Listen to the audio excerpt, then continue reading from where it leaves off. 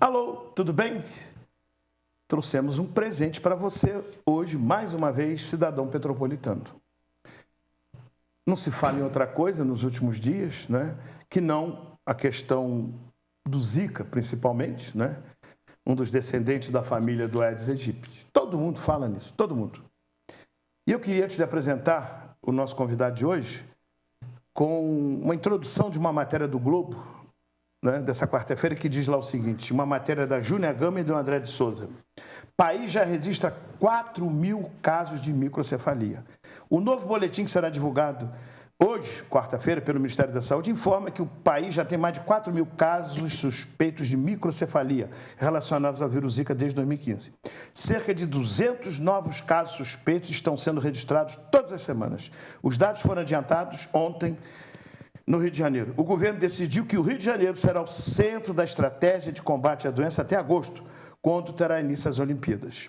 Já criaram até um slogan, isso eles gostam muito, né? O mosquito não é mais forte que um país inteiro. Bom, e eu já tinha feito o convite, né, na semana passada, mas pela agenda dele, que não é uma agenda fácil, né, mas ele falou assim, Marambaia, dada a importância do assunto, eu te prometo que quarta-feira eu vou estar aí no primeiro horário do Boa Noite Petrópolis, né?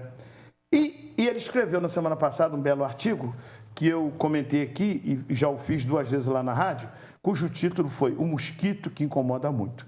Trata-se do nosso professor doutor Paulo César Guimarães, diretor da Faculdade de Medicina de Petrópolis e uma pessoa que dispensa apresentações. Professor, é um prazer tê-lo aqui. Tudo bem com o senhor? Marambaia, prazer, muito obrigado pelo convite. Eu acho que é um tema extremamente importante, um tema que precisa haver uma explicação maior para a população, porque, obviamente, está havendo uma epidemia e você só consegue combater uma epidemia se você tiver o apoio da população. Perfeito? Professor, nós nos conhecemos há muitos anos, né? Eu sempre cito aqui porque lá na Boca Maldita, na banca, né? E N pessoas que passavam por lá, uns diariamente, outros, vez outra e tal, e o professor sempre passava educadamente, nos cumprimentávamos, estacionávamos lá no Pedro II, tudo. Então, o professor tem uma longa história em nossa cidade, né? Conversamos muito naquela época, professor mestre em pediatria, infectologia, e ninguém melhor, depois desse artigo, né, nesse momento, para conversar com os petropolitanos daquilo que possa parecer qualquer coisa, mas daquilo que nós possamos fazer e, principalmente, que não se crie também um momento onde todo mundo, né, ninguém dorme mais, fecha a janela com calor e tal. Então, vamos ouvir uma aula aqui do professor, que não é para qualquer um diretor da nossa faculdade, que tem nota 5 do MEC, e ter o diretor nos prestigiando, para mim é um orgulho muito grande. Professor, o senhor diz no artigo, né, dentre outras coisas, que é fundamental o apoio da população, né? E a população tem que sempre ser informada de forma correta, coisa que muitas das vezes os nossos governantes não fazem. Então, eu acho que é extremamente importante, principalmente nesse caso.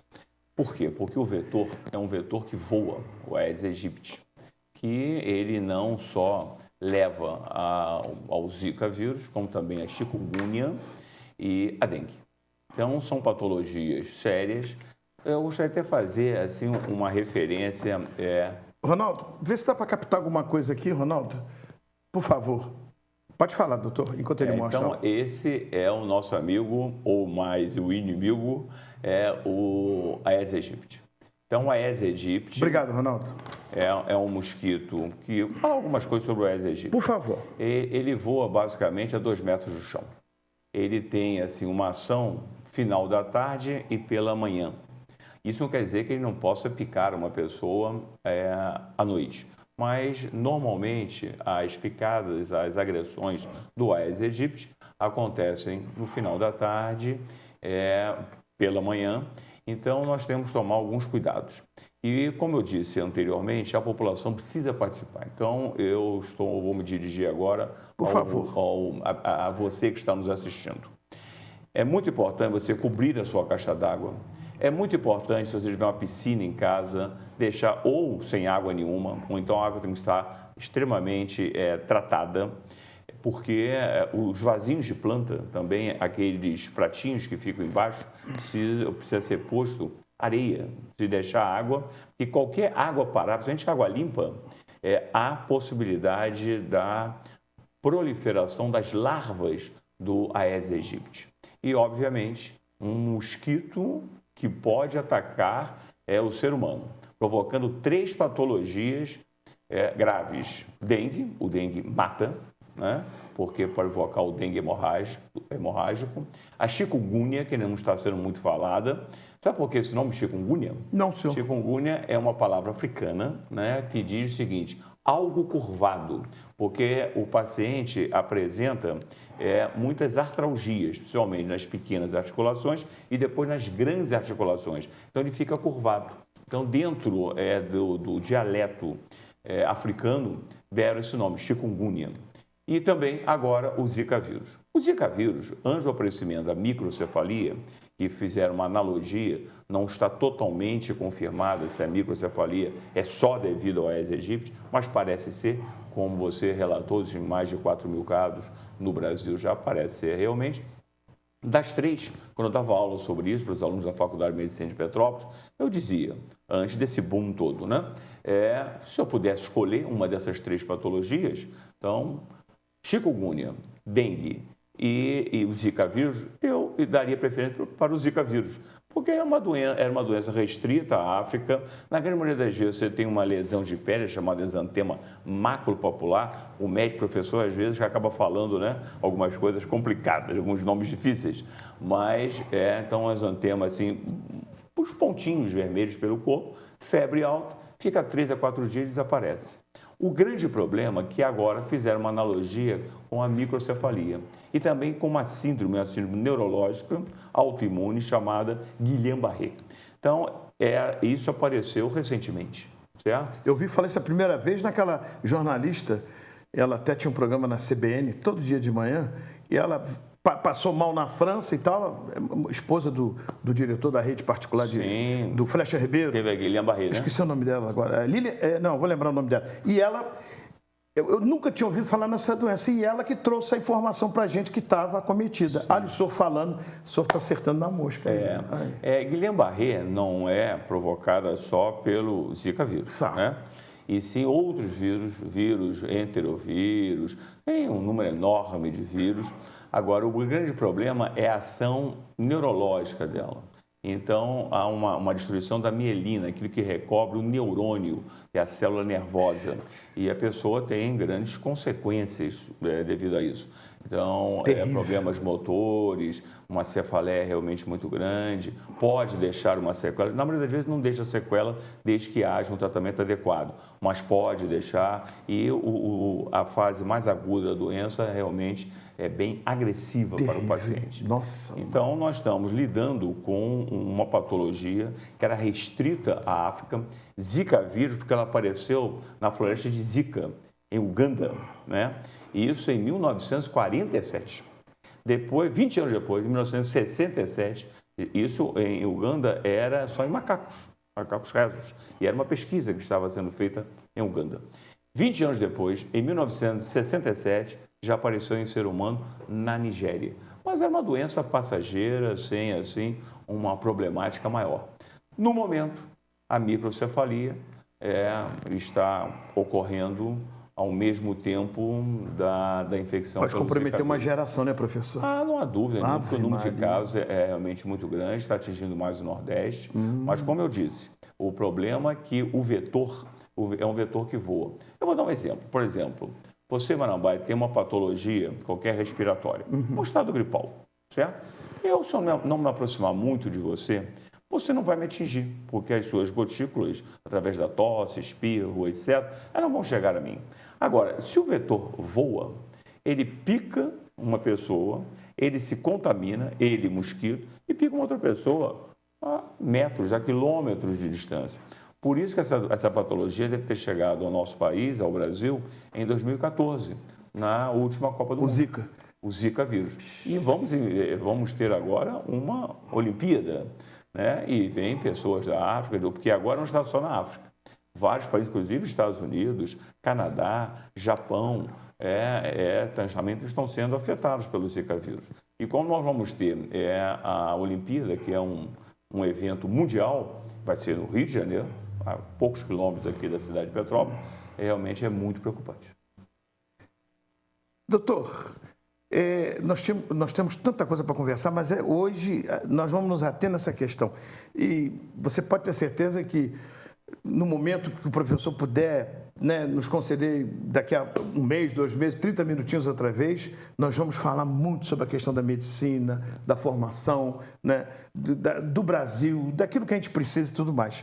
Mas dado há tantos anos que o professor, né, cuida da questão da infectologia também, né, nós brasileiros, né, o Brasil, a gente sempre fala mais no Nordeste, era o Norte lá e tal, e o Sudeste era o estado mais rico, né? Esse mosquito é democrático? É no Norte, Nordeste, Sul, Sudeste? Como é que é esse negócio? Eu acho que a pergunta foi interessante, se é democrático, né? Eu acho rico, que sim. Pobre, tudo?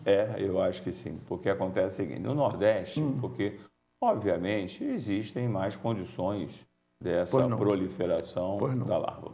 Mas aqui na região Sudeste, na região Sul, talvez na região Sul, devido às condições climáticas, não haja, assim, uma agressão muito do Aedes aegypti. Lá no Sul, tá. Outros falam só Aedes aegypti, mas eu falo Aedes aegypti. Muito bem, porque o ideal para ele é uma temperatura de 28 a 30 graus. E o Sul, claro que no verão é quente, mas chega à noite já cai muito a temperatura. E aí vem uma frente fria, a temperatura cai para 10, 15 graus. Como nós aqui, também em Petrópolis, tem uma temperatura mais amena. Bem lembrado. Então, o Nordeste sempre é quente, né? Então, o verão nordestino, ele é muito mais agressivo que o verão da região Sudeste e da região Sul. Isso. Então, por isso, há uma facilidade maior da proliferação, exatamente, do mosquito. Daí a resposta. Tá certo? Então, eu acho que o principal problema, inegavelmente, é esse. Essa semana, porque agora aparecem, por isso que eu fiz questão de conversar com o senhor, porque agora aparecem, principalmente nos canais a cabo, né, a nível nacional, né, o que aparece é igual a economia, o que aparece de gente que sabe tudo é brincadeira. Então, eu prefiro conversar com aquele que está há vários anos trabalhando com a infectologia, pediatra, mestre, né, e tem uma vida toda experimentada. Professor, eu vi num canal desse, eu não vou falar, né, a nível nacional, uma moça pegou o Zika, uma mocinha, 22 anos, estudante de odontologia, né? Aqui do Rio de Janeiro, estuda odontologia em Caxias, e morador em Petrópolis. Saiu ontem, ou antes de ontem. E o médico da família, né? Não sei quem é o médico, realmente eu não sei, e disse para ela, sensibilizado, falou assim, filha, ninguém quer pegar, o senhor falou no começo, ninguém quer pegar nada, né? Mas não tem jeito. Agora, no caso da moça, da mulher, né? Ela é solteira ainda e tudo mais. É verdadeiro isso, que no caso dela ter contraído Zika, né? Ela ficou 2, 3 dias baleada, igual o senhor falou, descreveu direitinho, ficou com essas manchas vermelhas e tal. É verdadeiro que no caso da mulher que ainda não procriou, né? É verdade que se ela, daqui 1 ano, 2 anos, 3 anos, não sei, né? Quando ela for encomendar o neném, o senhor que é pediatra, é verdade que ela está na questão do Zika e da microcefalia, é verdade que ela estará imunizada? Ou a ciência ainda não chegou lá? Existem dúvidas sobre isso. Pois não. Medicina é a chamada ciência das verdades. Nós temos que aproveitar e perguntar tudo, senhor. Tá bom. É bom. Eu acho que a função do professor é realmente orientar, principalmente orientar a população. O que acontece, a medicina é a chamada ciência das verdades passageiras, né? A gente tem que falar o que hoje se sabe. A microcefalia acontece quando a mulher que está no primeiro trimestre da gravidez se contamina. Então, se ela se contaminar no primeiro trimestre, há uma possibilidade, pelos estudos atuais, da microcefalia. Muito bem. A partir daí, a possibilidade é muito pequena. Pode haver, entendeu? Vamos supor que ela engravide no segundo trimestre ou no terceiro trimestre. Pode haver a Guillain-Barré, né? A síndrome de Guillain-Barré, que eu falei, né? Agora, a transmissão a longo prazo é muito difícil. A imunidade vai acontecer, inegavelmente vai acontecer, porque no caso do Zika vírus, é um vírus só. No caso do dengue, são 4 sorotipos. Opa! Entendeu? Então, por exemplo, a pessoa pode ter... Então, o que acontece? A pessoa, a contaminação, quer dizer, o vetor é o mesmo, mas a doença é diferente. Então, dengue. Dengue, você tem o sorotipo 1, o 2, o 3 e o 4. Então, se a pessoa se contaminar com o sorotipo 1, ela continua predisposta ao 2, o 3 e o 4. Se contaminou com 1, 2 ou 3, continua predisposta ao 4. Em outras palavras, ela pode ter dengue 4 vezes. 4 vezes. Chikungunya, uma vez. O vírus é um só. Zika vírus, uma única vez. Agora está sendo também discutido e estudado que a contaminação pode ser através do sêmen, que é uma contaminação de ordem sexual, e contaminação através do leite materno. Opa! Certo? Eu sou uma pessoa que estimulo muito as mães a amamentarem seus filhos. Que até, fugindo um pouquinho do assunto, mas acho que é importante por favor. Pela qualidade do programa. Não é sempre que a gente pode pegar o senhor aqui. Há uma diferença entre o leite materno e o leite humano. O leite materno é da mãe para o seu concepto, da mãe para o seu filho. Leite humano é de uma pessoa que esteja amamentando para qualquer criança. Então, o leite materno é muito importante para a criança, em 99,9%. Raríssimas exceções que ele não é. Então, eu tenho até uma frase, que é uma frase poética, que eu ponho na primeira consulta, que a mãe leva o seu filhinho ao meu consultório. Bebê moderno só toma leite materno. Então, para estimular o aleitamento materno. Agora, se nos dias de hoje nós estamos enfrentando uma epidemia, então nós temos às vezes que mudar um pouco de conduta. Esse leite materno, que há uma suspeita que ele pode também ser uma via de contaminação, e se a mulher apresentou o Zika vírus, teve uma clínica típica, fizeram o PCR, a reação em cadeia de polimerase, que é um exame específico, eu acho que seria um caso a ser pensado sobre o aleitamento materno. Que bom visto do Perfeito? senhor. E no caso do sêmen, obviamente, já tem que ter relações sexuais com uma pessoa com preservativo. É mais fácil entender, só usar o preservativo. Então... No caso do aleitamento, que é complicado. O aleitamento é uma coisa... Embora eu seja um apaixonado pelo aleitamento materno, mas já que existem estudos sobre isso, essas pessoas que tiveram Zika e estão amamentando, a criança não vai ter microcefalia mais. Certo. Guillain-Barré, a possibilidade é muito pequena, mas pode ter também. Mas ela pode contaminar essa criança, não terá microcefalia e pode ter Guillain-Barré. Quer dizer que, voltando à minha ignorância, no caso dessa moça, quase odontóloga, e ela não está grávida, não está esperando neném nem nada, tem essa possibilidade, nesse momento, que o senhor falou medicina, né, de estar prevenida nessa questão. Se daqui a 2 anos ela ficar grávida, não teria esse medo. A possibilidade hoje seria muito pequena. Seria muito pequena. No momento sai no estudo. Isso ontem na televisão, ontem. Saiu um estudo bem recente que pode haver uma transmissão sanguínea. Pois é. Então, a transmissão sanguínea, mas o vírus também, ele vai ser combatido pelos anticorpos da pessoa que se contaminou. Então, depois de algum tempo, o vírus não tem mais. Ela pode ter, entendeu, anticorpos. E pode até passar os anticorpos via placentária para o seu concepto. Agora, o vírus não vai ver mais. Tá? Ainda sobre essa questão, o senhor recomenda também nesse artigo um mosquito que incomoda muito, né? Nós estamos falando das grávidas aqui, e o senhor aconselha também as mamães petropolitanas, né, que estão no pré-natal, e a gente, a bem da verdade, tem que louvar, né? Há muitos anos, entra os governantes, secretários e tal, mas dentro das possibilidades a gente tem tido muitos elogios do centro de saúde, enfim, dos médicos petropolitanos, né, formados aqui ou não, mas nessa questão do pré-natal, a gente não tem muita reclamação lá na rádio, porque lá ecoa a interatividade, as pessoas vão ligando na hora e tal, aqui nós não temos essa interatividade. E o senhor aconselha, né, tem lá as datas marcadas por pré-natal, tudo direitinho, né? Mas só fala no artigo, né? Para que as mamães comentem com o seu médico, né? Com o médico lá que está fazendo o acompanhamento dela, né? Se alguém da família teve ou se ela teve alguma coisa, para ficar todo mundo bem informado, né, doutor? Ah, não há dúvida a respeito. A clínica, acho que é importante falar sobre a clínica da Zika vírus. O Zika vírus tem um período de incubação. O que é período de incubação? É aquele período que vai da contaminação até o primeiro sinal ou sintoma. Então, normalmente começa uma febre muito alta, 39 graus, 39,5, há uma prostração até devido à própria febre, provoca dores pelo corpo, que é a chamada mialgia, certo? E o paciente, ele pode ter um quadro gastroentérico, vômitos e diarreia. Então, é muito parecido, entendeu, com dengue. Tá. Só que dengue pode matar, né? Porque dengue pode chegar a dengue hemorrágica e pode complicar. Vocês pedem até para não tomar certos remédios, né? Sim. Aliás, não se deve tomar remédio sem médico, né? Claro. Com todo respeito. Não existe um remédio à base de AS, o ácido acetil salicílico. Uhum. Então, essa febre precisa ser combatida ou com dipirona, entendeu? Ou outro antitérmico. Uhum. Só não pode ser utilizado o ácido acetil salicílico. Por quê? Todas elas têm uma tendência a um processo hemorrágico, principalmente dengue, né?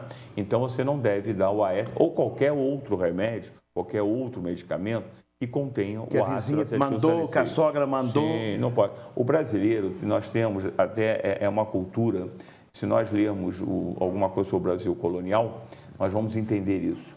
Não existiam médicos para o povo. Uhum. Os médicos que vinham de Portugal ou de qualquer outro lugar, na época, a medicina, a base não era uma medicina americana como é agora. A medicina era a medicina francesa. Os médicos que vinham, interior da Europa para cá... São escolas diferentes na época? Eram escolas diferentes? Não, os Estados Unidos estava começando, era um país muito novo, né? Muito novo. Então, os médicos que vinham para o Brasil, eles vinham para tratar da família imperial, né? E não do povo. Então, as pessoas do povo tinham um acesso muito pequeno à área da saúde. E, obviamente, um consultava o outro, né? Então, devido a isso, essa cultura continuou até hoje. Da raiz do chá. A raiz do processo. A cultura de um povo, para essa combatida, fica muito complicada. Verdade. Então, hoje, o acesso ao serviço público, muitas vezes, tem seus problemas, etc., mas é muito mais fácil.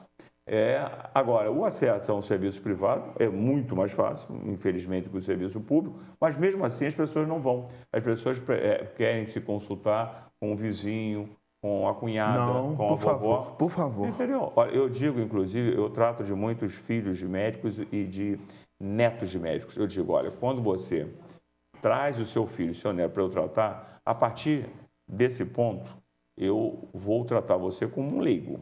Claro que eu posso discutir, entendeu, de uma outra forma com você. Eu vou explicar de uma outra forma, usando todos os termos médicos, né? Mas há necessidade que aquela pessoa me entregue o seu filho, me entregue o seu neto e não fique se consultando ou autoconsultando. Pode falar, doutor. Tá bom? Então, é por isso que as pessoas, entendeu, que vão em busca, entendeu, de informações não profissionais, isso não é bom, porque acabam fazendo bobagens, essas pessoas que não são... Não esse caso que eu citei, que a pessoa é um médico, etc. Nesse caso, eu tiro o estresse do colega, porque ele fica muito estressado tendo um filho doente, tendo um neto doente. Então, eu assumo essa responsabilidade. Perfeito? O Camarota está nos chamando para o apoio cultural e já voltamos rapidinho com o doutor Paulo César.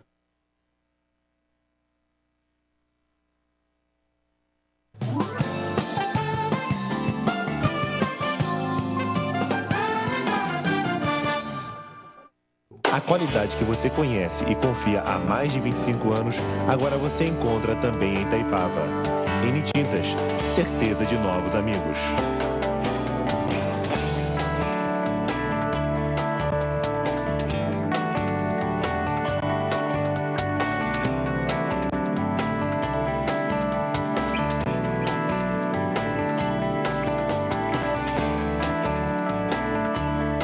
Boa noite, Petrópolis. Apoio cultural N Tintas. Estrada União Indústria, 8.806, em frente à Grande Brasil. Telefone 2222-1869. N Tintas. Está sem tempo, mas não abre mão do prazer de comer bem? Serra Delícias, refeições congeladas com sabor gourmet.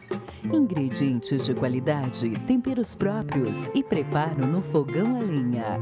Personalize seu cardápio. Temos várias opções de carnes e acompanhamentos. Serra Delícias, o prazer de comer muito bem. O mundo não mudou. Quem mudou foi a tecnologia, a informação, a eletrônica. E a Eletrônica TV acompanhou cada passo da evolução, fazendo parte deste novo mundo. Traga sua bateria usada e ajude a preservar o meio ambiente. Apoio Cultural Eletrônica TV. Rua Barão de Tefé 23, telefone 2243-3060. O que pode ser mais simples do que as cores? Elas estão presentes em todos os momentos de nossas vidas. Não reforme a sua casa sem antes consultar a N Tintas. Boa noite, Petrópolis. Apoio Cultural N Tintas. Certeza de novos amigos. Rua 13 de Maio, 331, em frente ao Palácio Barão de Mauá. Telefone 2237-7007.